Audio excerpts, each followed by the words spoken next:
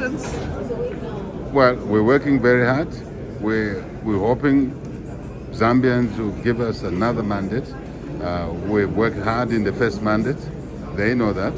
They understand that. But obviously, we don't take anything for granted. We're working very hard for the people of Zambia to give us another opportunity to serve us. So our commitment to peace must never be mistaken for weakness. We commit to remain peaceful because we love this country. We stayed away from Southern Province because we did not want to lose innocent lives.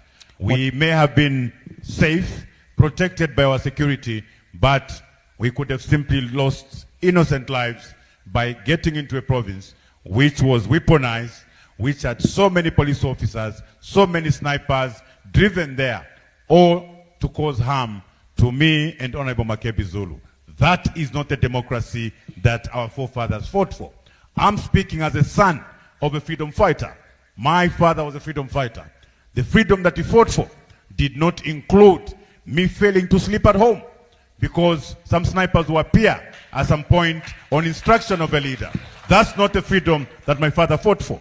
The freedom that my father fought for is for me and my children to be able to walk freely, drive the streets freely, and not a Zambia where at every juncture, including here where we are surrounded by police. And the only crime we've committed is to present ourselves for leadership to the Zambian people. This has got to come to an end. Dear Zambians, ask yourselves a question. Is this the government that you want to continue with in the next 5 years? A government that will chase you with snipers, a government that will chase you with guns, or because you have decided to stand and work for the Zambian people. Like we've said earlier, we have put our lives on the line for the Zambian people. We will not fear and cower, or because we are being chased by these indisciplined police officers. But it's a warning to them, please resist unlawful instructions, because one day you will have to respond and answer in your personal capacity. Ndimwana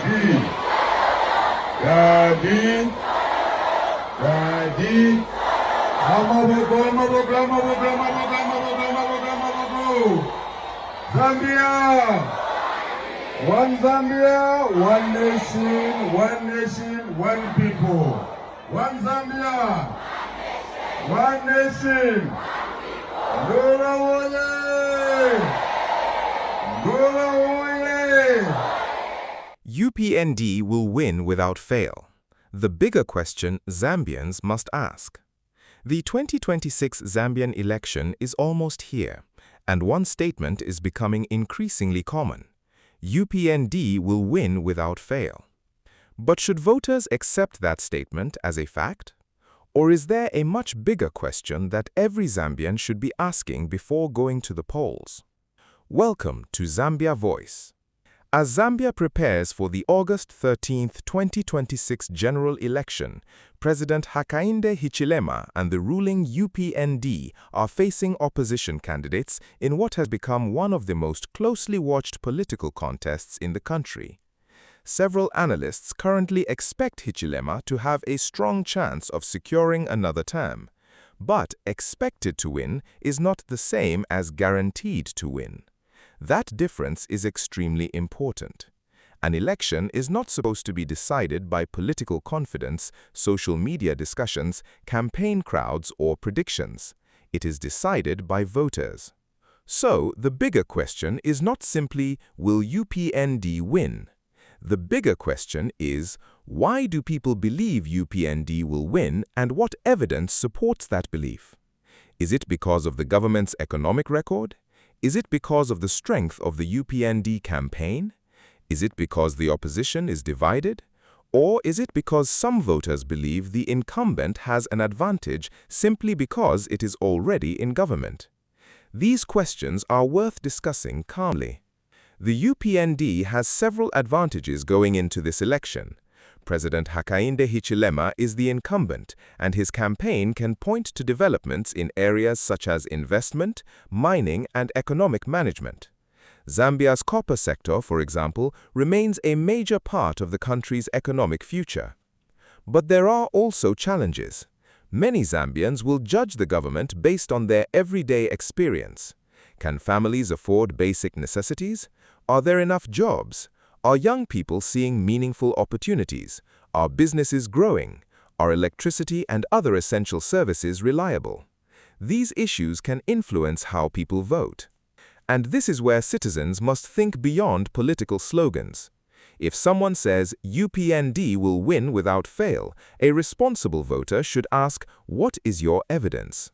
If another person says UPND will definitely lose, the same question should be asked, what is your evidence? Democracy becomes stronger when citizens question both sides. Another important issue is trust in the electoral process. Recent research on Zambia's 2026 election found that a majority of respondents were confident that the election would be free and fair, although opposition supporters expressed lower levels of confidence than UPND supporters. That tells us something important. Political parties and their supporters may see the election very differently. Therefore, citizens should avoid declaring the result before the ballots are counted. The election belongs to the voters, not to UPND, not to the opposition, not to political commentators, not to social media, and not to anybody claiming to know the result before voting takes place. The bigger question Zambians must ask is, what kind of Zambia do we want after August 13th?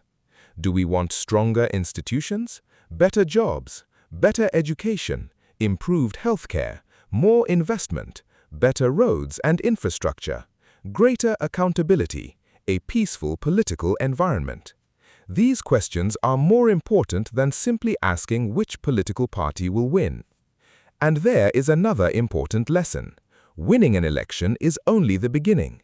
If UPND wins, citizens will still have the right to ask difficult questions about government performance. If the opposition wins, citizens will also have the right to demand accountability from a new government.